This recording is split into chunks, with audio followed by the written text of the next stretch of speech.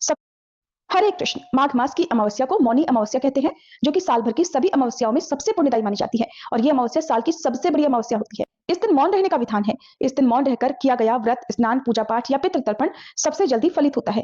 आज के दिन पितरों के निमित्त किए गए दान, तर्पण, श्राद्ध या अन्य धार्मिक कार्यों से पितर भी संतुष्ट होकर अपने परिवारजनों को सुख समृद्धि का आशीर्वाद देते हैं। साथ ही इस दिन काल सर्प दोष निवारण के लिए या कुंडली में किसी भी ग्रह के अशुभ प्रभाव से बचने के लिए खास उपाय भी किए जाते हैं। आइए जानते हैं इस बार मौनी अमावस्या कब है, स्नान, दान और व्रत कब किया जाएगा और इस दिन कौन कौन से शुभ संयोग बन रहे हैं। इस बार अमावस्या तिथि 18 जनवरी रविवार को 12:05 AM से, देखा जाए तो ये शनिवार की रात 12 बजे के बाद का समय होगा, शुरू हो रही है और रविवार को पूरा दिन अमावस्या तिथि रहेगी और अमावस्या तिथि की समाप्ति होगी 19 जनवरी सोमवार को 1:21 AM पर, यानी कि रविवार की ही रात 12 बजे के बाद तिथि समाप्त होगी। ऐसे में हिंदू पंचांग के अनुसार 18 जनवरी दिन रविवार को ही केवल एक ही दिन अमावस्या मनाई जाएगी और इसी दिन अमावस्या का स्नान, दान और व्रत भी किया जाएगा।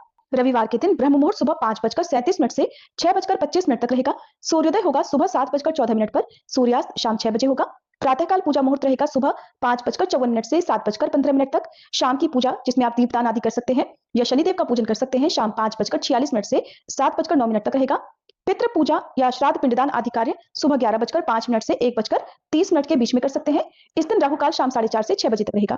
मौनी अमावस्या के दिन सुबह पवित्र नदी के जल से स्नान करके या गंगा जी में स्नान करने के बाद सूर्य देवता को जल में काले तिल मिलाकर, लाल पुष्प डालकर जल का अर्घ दें और फिर पितरों को भी जल में काले तिल मिलाकर अर्पित करें। इसके बाद मौन रहते हुए ही आपको सुबह पूजा करनी है। यदि मौन रहकर पूरा दिन ही व्रत रखना हो तो पूरा दिन मौन रहने का संकल्प लेना चाहिए, नहीं तो कम से कम सवा घंटे तक सुबह मौन रहना चाहिए या जब तक सुबह की पूजा करके आप दान न दे दें तब तक भी मौन रहा जा सकता है।